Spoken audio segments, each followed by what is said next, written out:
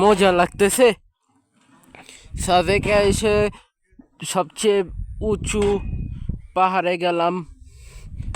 এই সাদেকের সবচেয়ে উঁচু পাহাড়, ওইখান থেকে এই রিসোর্ট টাইপের এই জায়গাটায় আসা। এইখানে পার্কের মধ্যে ঢুকতে আমাদের দিল পার পার্সন 20 টাকা করে। আমাদের যাওয়ার সময় আমরা সব টাকা দিব, এটা মিলিটারির আন্ডারে বলল।